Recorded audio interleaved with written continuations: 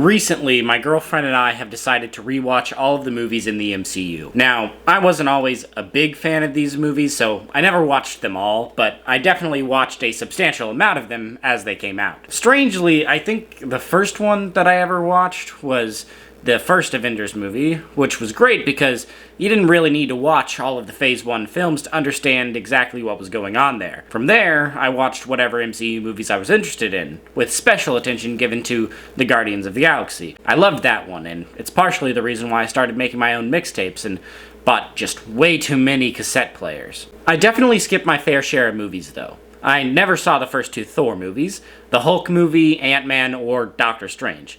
But somehow, that didn't hinder my enjoyment of the Avengers, Civil War, or Infinity War. I liked the characters introduced in these crossover events without having prior knowledge as to who they were or what their motivations were. Rewatching the series, however, I remembered something. Didn't Agents of S.H.I.E.L.D. come out around this same time? Now, for those of you who don't know, long before the age of streaming and constant new MCU shows, Marvel was experimenting with TV shows in their cinematic universe on regular TV and competitor streaming services like Netflix. Agents of S.H.I.E.L.D. was a TV show that started running after the first Avengers movie came out, and they did so, as all TV shows did at the time, in weekly installments. But what sets this show apart is that things that happened in the show would be impacted by things happening in the MCU movies, with this sometimes happening the other way around. Back in the day, viewers had to wait between watching Phase 2 films as they came out, and Marvel wanted to capitalize on people's desire for new MCU content. Making a TV show seemed to be a clear answer to this, but it created some problems. If I wanted to get the full picture of what Marvel expected me to watch before the next film comes out, does that mean that in between my viewings of Iron Man 3 and Thor the Dark World now, I should be watching the first 7 episodes of a show that I've never seen before and don't know that I care for? If for some reason I don't like the show, does that mean that I still should keep continuing to watch episodes in between each movie for the next couple of phases just because it's technically canon and helps you get the full picture on what's actually going on? Am I gonna miss something because I want to skip this show? Well, I certainly hope not, because as of writing this, I'm about halfway through Winter Soldier, and after this movie, I couldn't care less about S.H.I.E.L.D. As far as I'm concerned, it stops existing at the end of this movie. But does that mean I'm missing out on something? Better yet, why should I even care if I miss out on some small detail of this universe? When you have me questioning what I should watch, and if I should keep up with something just to understand why the Avengers were where they were at the start of Age of Ultron, I think it's a sign for worse things to come. At this point, though, I was just going to skip these TV shows. If I was watching TV in 2015, there are so many things I was going to pick before watching Agents of S.H.I.E.L.D. of all things. I only have so much time in the day I can set aside to watch TV.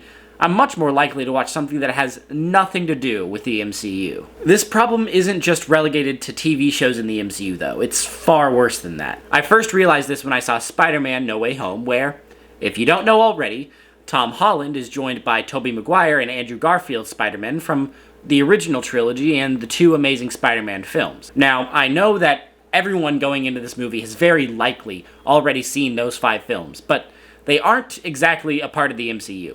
If you don't understand why, here's a quick synopsis. Marvel wasn't always doing so well. In fact, there was a time in the late 90s when they were actually doing quite bad, so they sold off the film rights of a bunch of their characters to the highest bidder. These contracts basically stated that if the properties weren't utilized for a long enough period of time, then the rights would revert back to Marvel. This ultimately resulted in Marvel films getting made by other companies during the early 2000s and that era's explosion of superhero movies. Notably, Sony making the aforementioned Spider-Man films, as well as the Ghost Rider films. Universal made a terrible Hulk movie in 2003 that I've only seen bits and pieces of. New Line Cinema made 3 Blade movies I've never seen, and Fox made The Fantastic Four, Daredevil, and a ton of X-Men films. Now, it's important to know that these films were never made with the intention of connecting to each other. That concept wouldn't come to fruition until Marvel started making their own movies. From what I understand, most of these movies made by various movie studios were pretty bad, but The X-Men films were apparently good enough to keep making, meaning Fox retained the rights to those characters until they got bought out by Disney just a few years ago. Side note, Disney owns Marvel. You probably knew that, just making sure we're on the same page. Sony really wanted to hold on to Spider-Man. It was a big moneymaker, so they kept churning out films, even after Spider-Man 4 kinda fell through when director Sam Raimi didn't want to make the next movie. They just decided to reboot Spider-Man since it was so darn popular. They did this again. Instead of making a third Amazing Spider-Man film, Sony worked out a deal with Marvel to have Spider-Man join the MCU, something that a lot of fans were clamoring for since there was a spider-shaped hole in the Avengers lineup. Anyways, let's get back into No Way Home. This film was certainly made for people who have been keeping up with the MCU, as it's kind of hard to keep up with Spider-Man without also watching Civil War, Infinity War, and Endgame. But you'd also have to seen these 5 other Spider-Man films in order to get the full experience as to what is going on here. Spider-Man's story in his MCU movies, so far at the least, is dependent on his relationship with Tony Stark. And Iron Man's death, spoiler alert, I guess, is a major turn for this storyline and a major plot point of Far From Home, as are the events of the first Iron Man, Civil War, and the first Avengers film. If you've seen the movies, you know. The plot of Homecoming is built on the events of the first Avengers film. The plot of Far From Home is built on things in the first Iron Man movie. Tony Stark was able to build this in a cave with a box of scraps! And something Tony Stark did in Civil War. Oh, $611 million for my little therapeutic experiment. He renamed my life's work. Barf. Spider-Man in the MCU is so intertwined with everything else that, in order to fully understand No Way Home, you need to first watch Homecoming and Far From Home. In order to watch those 2 films, you need to watch Endgame, Infinity War, Civil War, Iron Man, The Avengers. As a result of those movies, you then have to see Age of Ultron, The Winter Soldier, not to mention 5 previous Spider-Man films. Without watching those movies first, in the right order, you can't really get into the story and understand what in the world is going on. At least, not in the way the filmmakers want or expect you to. You might as well just watch the entire MCU at that point. And you shouldn't have to. You shouldn't have to watch a dozen plus movies just to understand what is going on in one. This is a really bad example of this, but it doesn't stop there. You really shouldn't watch Loki without watching Endgame, which isn't really a problem now because everyone and their mother has seen Endgame, but what happens in 20 years when you're introducing your 12-year-old son to the Marvel films? Can you expect him to sit through dozens of MCU movies just to be able to watch Endgame and whatever comes after it? No! He's going to want to watch the 17th Transformers movie, or the 4th Ghostbusters reboot, because those movies don't really require any knowledge of the previous movies in order to get enjoyment out of them. Same story with whatever reboots there might be of TMNT, or whatever might happen to the Fast and Furious franchise, not to mention whatever properties might emerge as new entities in the coming decades. The MCU is getting out of hand, because it's getting too big and interconnected for its own good, and no one will want to watch everything in order to understand everything in 20 years, because there will be competing properties that have a much lower barrier to entry. If people aren't already die-hard MCU fans, do you really think that they're going to want to watch all of the content that they need to just so they can comprehend what's going on with the new films? This problem gets really bad if you look just a couple years out. If you look at the upcoming slate of MCU films, you will see that listed in 2025 is Deadpool 3. Deadpool 3 is, well,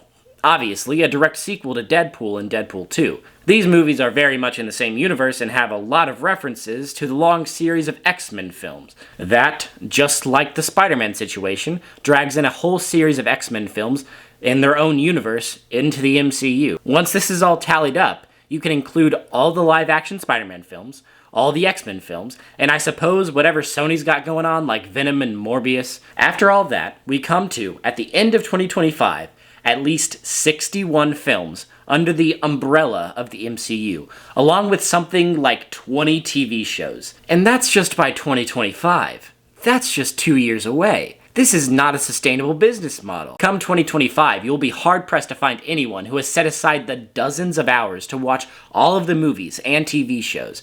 Add another 20 years onto this? Impossible. The MCU is already on the decline pop culture-wise. Their movies are making less money. Their shows aren't getting as much traffic. Less people every year since Endgame in 2019 have been watching and keeping up with everything Marvel. And if we keep this trajectory of making more movies, more TV shows, and interconnecting all of them, soon enough, the MCU will have become far too big, over-bloated, and completely forgotten about. That then begs the question, has anything like this happened before? The answer is, kinda. Have you ever heard of the Tommy Westphall shared universe theory? Well, no, probably not. Basically, there was once this show on TV called Saint Elsewhere. What happened in the show isn't really important. What's noteworthy is two aspects of it: the way the show ends and the connections it has to other shows. The show ended by showing that the entire show, presumably, took place in the imagination of one kid named Tommy Westphall. I don't understand this autism thing, Pop. Here's my son. I talk to him. I don't even know if he can hear me. 'Cause he sits there all day long in his own world, staring at that toy.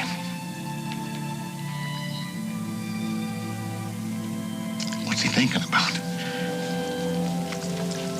All right, come on, son. Let's go wash our hands, all right? It's all right.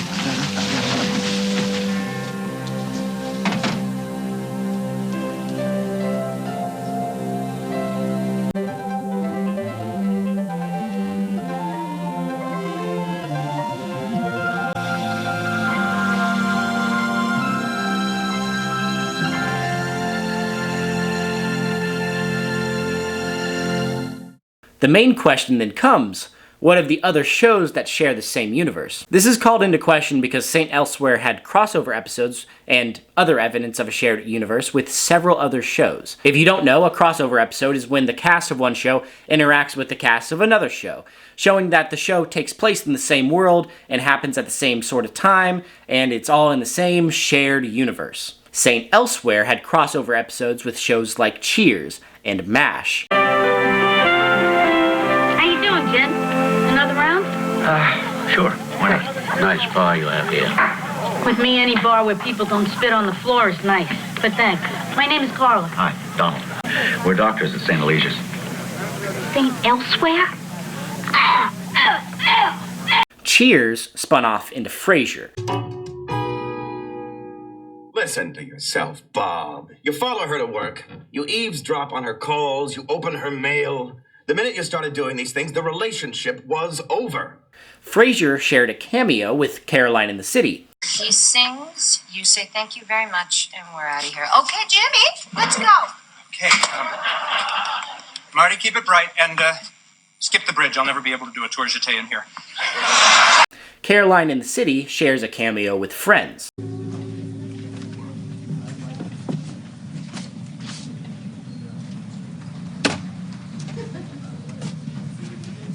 The piano.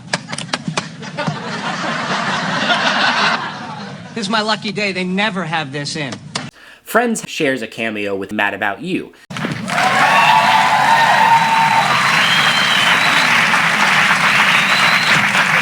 is this place? Look, you're cold, I have to pee, and there's a cup of coffee on the window. How bad could it be? I think we have an answer. What's she doing here?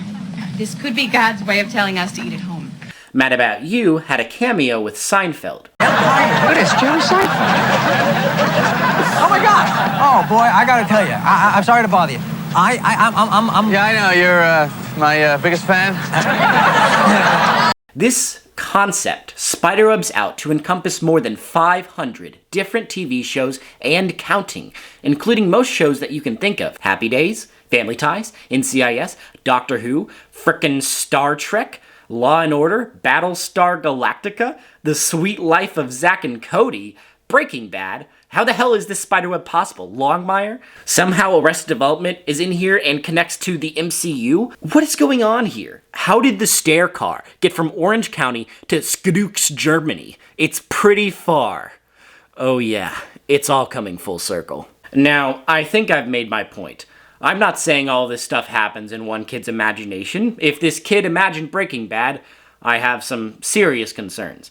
But my main point is that All these shows are seemingly connected, and no one cares. Do you care that Buffy the Vampire Slayer and Dexter have the same fictional fast food restaurant? No, no one cares. This stuff isn't important at all. It's all fiction. Why does everything have to exist in the same connected universe? It's all nonsense. You don't watch a show because it connects to another show, which connects to another show because they're all in the same fictional universe. At least with these shows, Home Improvement isn't required watching to understand the deep lore of the Drew Carey Show. Making everything in the MCU required watching to understand something else completely unrelated, while once a cool concept, has slowly turned into a major hindrance. When the web gets too big and too complicated, it becomes impossible to tackle, and it drastically raises the bar of entry. When people sat down to watch Iron Man in 2008, they weren't aware that they were going to be watching a 30-plus film saga.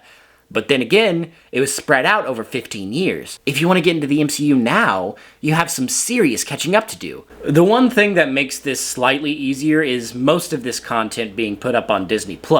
So yeah, you can catch up on the MCU, but you'll have to do it by financially supporting a company that supports sex change surgery for minors. Other franchises have been doing stuff like this too, most notably Star Wars. Still Disney. But at least it's being done in at least a more laissez-faire way. Let me explain this the way that I explained it to my girlfriend. As a timeline. Okay, you can clearly see that this operation is absolutely professional. Just ignore the fact that this board is a tier list. Star Wars timeline. In 1977, you get Star Wars. This is the first movie to come out. You've probably heard of it. It's classic. 1980, Empire Strikes Back. Best sequel ever, or so I've been told. Return of the Jedi, 1983. This is what we call a trilogy. 3 movies coming out in a row. And then you had nearly 20 years of nothing going on. Then all of a sudden, in 1999, we get a nice movie that a lot of people hate. Phantom Menace, 1999. Can you still see my face? I don't know if I'm in frame. Attack of the Clones, 2002. Revenge of the Sith, 2005. This is the best one. And then after this, we don't have Star Wars movies until 2015, but in between 2005 and 2015, we did get a couple animated shows. The Clone Wars, 2008. Now, The Clone Wars did have a movie that came out in theaters. It was actually the first Star Wars movie that I ever saw in theaters, so it has a special place in my heart.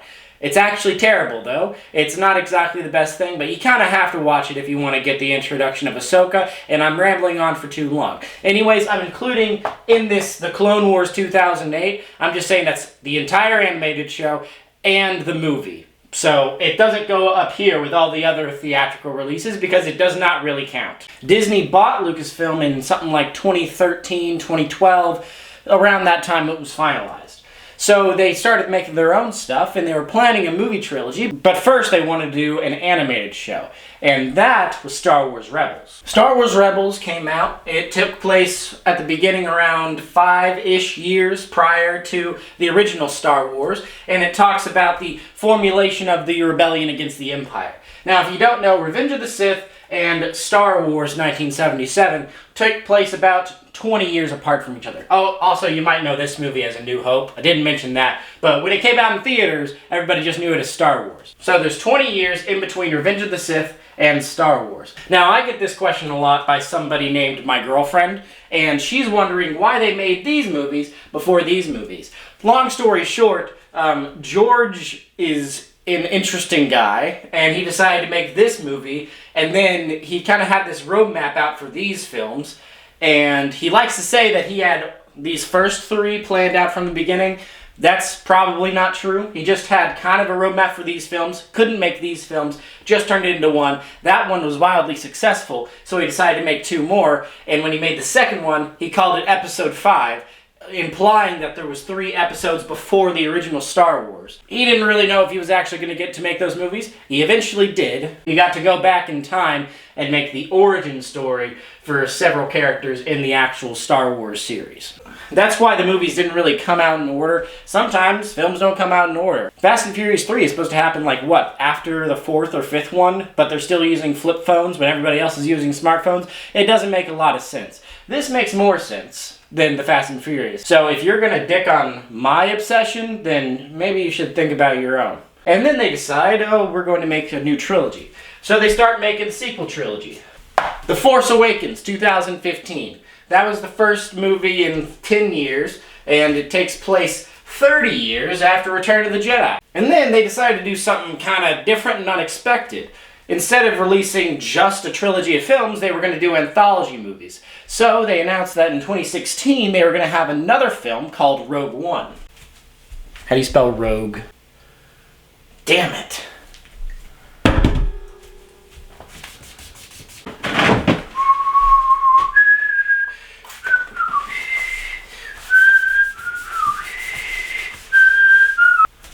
Is that right? Damn right it is.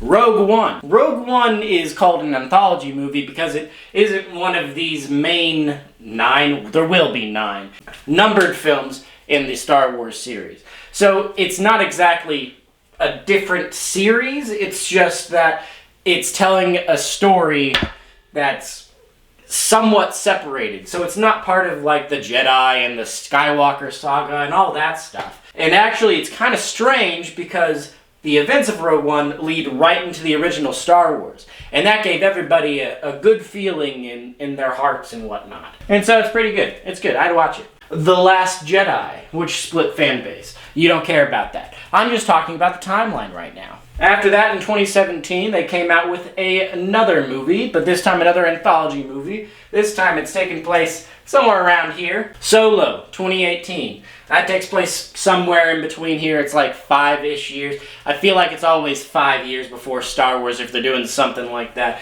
But whatever. Rise of Skywalker. I just realized I've kind of gone out of order. Earlier in 2019, they started out with a new show. Mandalorian, 2019. So after the release of Rise of Skywalker and the kind of flop of Solo, they decided not to make Kenobi and the other show, the Book of Boba Fett. I think they were thinking about making those into movies. They decided, okay, let's dial it back. Let's make these into TV shows instead, so we can make them over-bloated and way longer than they're supposed to be. Book of Boba Fett, 2021. Not as good. I'm not reviewing these. I'm just making a timeline. I have to keep reminding myself of that. Kenobi, 2022. Obi-Wan Kenobi, 2022. Andor, 2022. Kenobi takes place about 10 years after Revenge of the Sith. Andor takes place, again, about 5-ish years before the original Star Wars. And by the end of Season 2, I believe, of Andor, we're supposed to lead directly into Rogue One. So here's a quick roadmap for how all of this stuff is all connected. Phantom Menace. Attack of the Clones. Attack of the Clones, you can either go to the Clone Wars or Revenge of the Sith. But really, you shouldn't watch the Clone Wars all the way through, at the very least, until you finish Revenge of the Sith. You can also jump off of Revenge of the Sith and go into Kenobi. Kenobi doesn't really lead into anything. Revenge of the Sith is really a jumping off point for everything. Revenge of the Sith leads into Star Wars 1977. Now Star Wars leads into Empire, Empire into Return, Rebels leads into Star Wars, Andor leads into Rogue One, which leads into Star Wars, Solo leads into Star Wars, Return leads into The Mandalorian, Rebels leads into The Mandalorian, The Clone Wars leads into Mandalorian, Mandalorian leads into Book of Boba Fett, Return leads into Force Awakens, leads into Last Jedi, leads into Rise of Skywalker. I'm watching this show right now. How did I forget it? The Bad Batch. The Bad Batch immediately follows up on both Revenge of the Sith and the Clone Wars. So really, you shouldn't watch The Bad Batch before you've seen the Clone Wars. You shouldn't watch The Bad Batch before you've seen Revenge of the Sith. It'll spoil some shit, and you don't want that. Yeah, I think that's everything now. Originally, there were just 3 movies. Pretty simple. You can just watch these movies in order of release. When the prequels came out, now there were questions. Do we watch the movies in release order or in chronological order? Maybe even machete order, 4, 5, 1, 2, 3, 6. It's been getting more confusing with the introduction of new material, but with movies like Solo or Rogue One, you don't really need to see a bunch of Star Wars stuff to understand what's going on there. Apart from having Darth Maul show up at the end of Solo, which, really, who cares about that? It doesn't go anywhere. It's not relevant. Solo is a masterpiece. Now, we have seen some of this disseminate into Star Wars with random cameos from Clone Wars era characters into Mandalorian era TV shows, which I believe is a bit of a problem, but as of right now, the movies aren't dependent on anything going on in these shows. You don't need to watch Andor to watch Rogue One. Rogue One came out first. You could just watch the movies and leave it at that. Or you could find that you really enjoy them, want more, and want to delve into the shows. The basic rule is watch the movies before you watch the shows, and you'll understand the context of any show. This largely works because even prior to the purchase of Lucasfilm by Disney, the hierarchy of canon was established in the Star Wars universe. At the top was G-canon, or George Lucas canon. Named it after himself, which includes the movies. Below this were TV shows, and below that were books and stuff, and so on and so forth. Basically, the higher up something was in the canon, the more definitive it was. Anyone that wanted to write a book within the Star Wars expanded universe had to not contradict anything that happened above it. This also inadvertently created a perfect roadmap for how to get into Star Wars. Start with the movies. Okay, so I know this looks overly complex, and it's a bit complex at times. But the main takeaway from this is that you don't really need to watch the shows to understand the movies. You can just start with the movies up here, and then watch the shows as supports for the movies. And they kind of flesh out the universe of Star Wars, and they flesh out the worlds, and you get to see more of it. It's just more Star Wars, but it's on kind of a smaller scale. Because all the big stuff is happening on this end of the timeline. All the big stuff are in the movies. The TV shows are good, don't get me wrong, but they're not the movies, okay? The best stuff in Star Wars is happening in the movies. And the other benefit of this is that you don't actually need to watch anything in a specific order. You should watch the trilogies in order, like you should watch Phantom Menace, Attack of the Clones, Revenge of the Sith. You shouldn't watch those out of order. But you can watch this trilogy before this trilogy, or you can watch this trilogy before this trilogy. Or if you want to get really spicy, you can watch these movies, which are unrelated to each other, before you watch anything else. And that's awesome. That's great. Just ignore this stuff. We don't talk about this stuff. This stuff doesn't matter. As far as you or anyone else is concerned, what happens after Return of the Jedi is a big question mark. Maybe it gets continued in this Mandoverse sort of stuff. Don't worry about that. Those movies are hard enough to comprehend as they are after you've seen all this other stuff. You don't need the added layer of complexity of watching that first. Of course, I have to touch on the worst example of crossovers in Star Wars, when major plot development for The Mandalorian happened in the Book of Boba Fett. If you don't know, the Book of Boba Fett wasn't too good. In fact, it was pretty bad. But the worst aspect of it was that 2 episodes weren't Book of Boba Fett episodes. They were Mandalorian Season 2.5 episodes. And it makes it so that if you want to keep up with The Mandalorian, you have to watch this not-so-good show. I hope this trend doesn't continue this year with more shows coming out, but we can't be certain that Disney and Lucasfilms won't find a way to screw it up. Anyways, I've rambled about Star Wars for far too long, but you see how this is easy to understand. It's just a line. Watch the stuff on the top before the bottom. Simple. What does the MCU look like? Oof. Where do we even start with something like this? What do you watch first? What is the most important?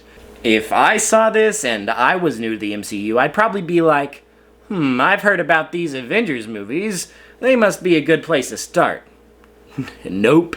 Wrong move. The truth is, it's really hard to understand what you should watch and what you could skip. And without having somebody that at least has a decent understanding of the MCU already, you'd be pretty much lost. Marvel is already on the decline. Their movies are costing more to make and are making less money. They are expecting their brand recognition to get your butt in a movie seat or to get your credit card attached to a Disney Plus membership. But guess what?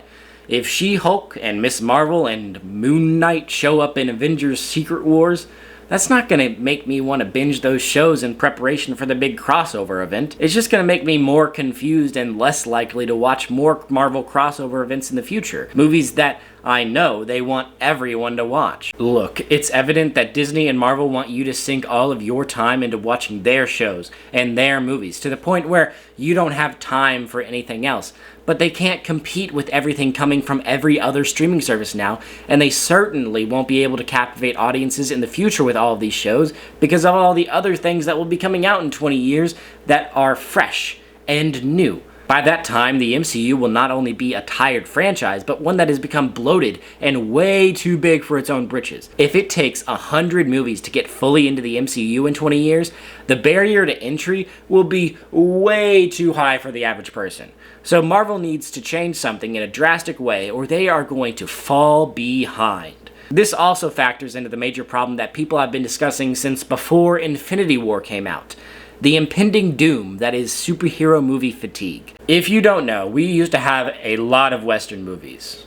And I mean a lot of them. Now, they weren't interconnected like all the superhero movies are nowadays, but there were still a lot of them. Eventually, people stopped watching them. Moviegoers voted with their dollars, and less of these movies were made because of it. Now, Westerns certainly have a lot of problems that superhero movies don't have, but that doesn't mean that they had more problems. Unless something changes, the peak for this genre is in its past, and so it's all downhill from here. That means that as less people watch these movies, one of two things can happen. The filmmakers can cut down on their over-bloated budgets to make the barrier to make money much lower, or they can cut down on the number of films to make sure the films that they do make are of higher quality. The same rule applies for TV shows.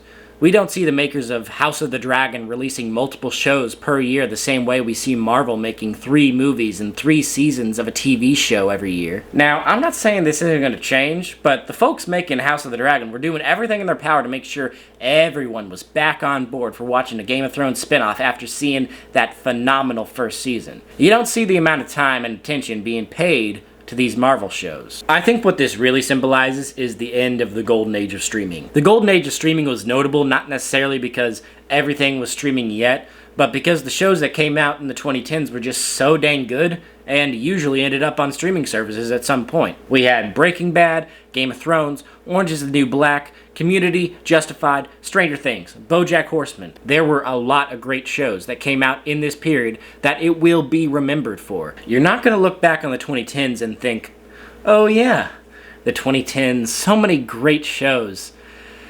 Agents of S.H.I.E.L.D. was really good. The same thing is happening now. No one's going to remember She-Hulk or Miss Marvel in 20 years, probably even 10 years. The MCU has no heavy hitters like Star Wars has with The Mandalorian or Andor, which you should watch, by the way. What shows will you remember from the past 5 years then? Well, I've heard good things about Better Call Saul, Yellowstone, The Witcher, all more memorable than these Marvel shows, and I haven't seen them through all the way. But the fact that I, someone who's seen most of these Marvel movies, who would rather watch these random shows than the ones Marvel is putting out, is a really bad sign. Thank you for watching this episode of Putnam complaining about things he has no business talking about because he is ill-informed. I do think that there is hope for people to realize the drawbacks of ever-expanding universes that make the barrier to watch too high for the general public, but I'm also a shill for Star Wars, and I'll watch anything they put out, so I suppose I'm part of the problem. Let me know what you think of this problem, or if you think this is even a problem that needs to be solved, down in the comments below. See you next time.